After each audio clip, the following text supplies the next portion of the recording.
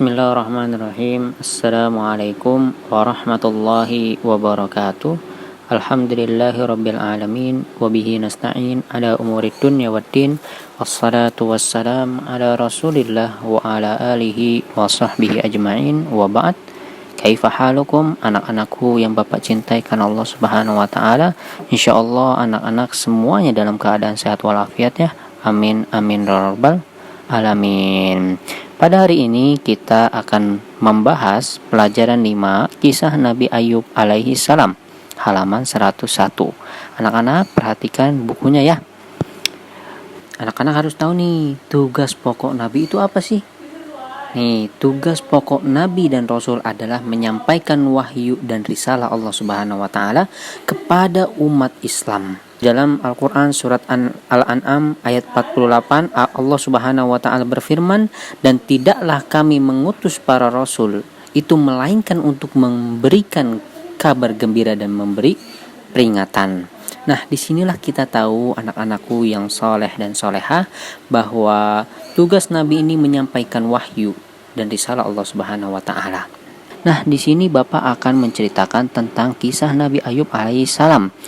Ya, Nabi Ayub alaihissalam adalah seseorang yang kaya raya dan juga soleh, dikaruniai oleh Allah Subhanahu wa taala keturunan yang banyak, tanah pertanian yang sangat luas dan banyak hewan ternak.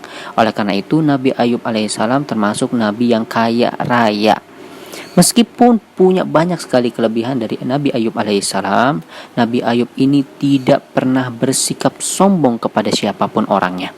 Bahkan Nabi Ayub alaihissalam ini sering menolong sesama muslim, sesama orang lain dengan penuh kasih sayangnya.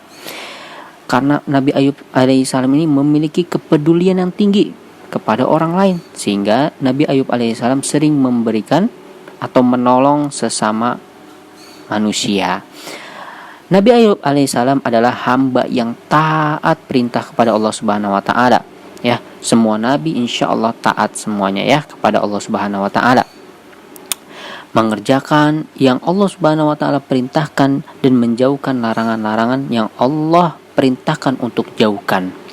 Allah menyayangi Nabi Ayub karena ketaatannya.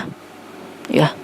Ketaatan Nabi Ayub kepada Allah Subhanahu wa taala sehingga Allah Subhanahu wa taala menyayangi Nabi Ayub. Tetapi nih, ada makhluk yang tidak suka kepada Nabi Ayub. Bahkan makhluk ini tidak suka kepada orang-orang yang taat kepada Allah Subhanahu wa taala. Siapa itu? Yaitu setan. Setan itu sering iri kepada manusia yang rajin beribadah kepada Allah Subhanahu wa taala. Nah, kalian anak-anakku yang Bapak cintai karena Allah Subhanahu wa taala, jangan pernah takut ya.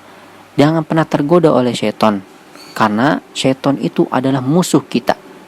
Anak-anak beribadah kepada Allah pasti ada gangguannya dari setan. Ya, ketika membaca Al-Qur'an ngantuk, ya, ketika sholat ngantuk juga. Nah, itulah godaan setan. Jangan sampai kita terbawa arus setan. Ya. Setan pun menggoda agar Nabi Ayub alaihissalam terlena sehingga tidak lagi beribadah kepada Allah. Namun dengan demikian, dengan seperti itu Nabi Ayub tidak tergoyang. Ya, tetap kokoh pendiriannya, tetap rajin beribadahnya kepada Allah Subhanahu wa taala. Bahkan dengan adanya itu Nabi Ayub alaihissalam ini semakin cinta kepada Allah Subhanahu wa taala. Setan semakin menggoda Nabi Ayub semakin cinta kepada Allah Subhanahu wa taala. Anak-anak, Allah Subhanahu wa taala sangat sayang kepada Nabi Ayub alaihissalam. Allah Subhanahu wa taala menguji Nabi Ayub alaihissalam sedikit demi sedikit dengan apa? Dengan menghilangkan hartanya. Hartanya sedikit demi sedikit habis sehingga ia pun jatuh miskin. Anak-anaknya kemudian meninggal dunia dan ia pun ditimpa penyakit. Masya Allah ya, banyak sekali musibah-musibah yang ditimpa oleh Nabi Ayub alaihissalam. Tapi dengan hal itu, dengan jatuhnya miskin, kemudian anaknya meninggal dan Nabi Ayub pun tertimpa penyakit, itulah bentuk kasih sayang Allah Subhanahu wa taala kepada hamba yang beriman dan bertakwa. Orang yang beriman dan bertakwa pasti akan mendapatkan ujian dari Allah Subhanahu wa taala. Untuk apa? Untuk menambah kemuliaan mereka di sisi Allah Subhanahu wa taala. Karena setan melihat kondisi Nabi Ayub alaihissalam ini semakin sengsara. Kemudian setan pun senang melihat Nabi Ayub sengsara. Kemudian setan pun menggoda Nabi Ayub agar memohon pertolongan kepada selain Allah Subhanahu wa taala.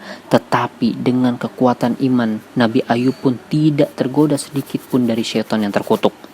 Ia tetap sabar menjalani ujian dari Allah Subhanahu wa taala. Meskipun semua orang menjauhi Nabi Ayub alaihissalam, hanya istrinya sajalah yang setia menemani Nabi Ayub alaihissalam.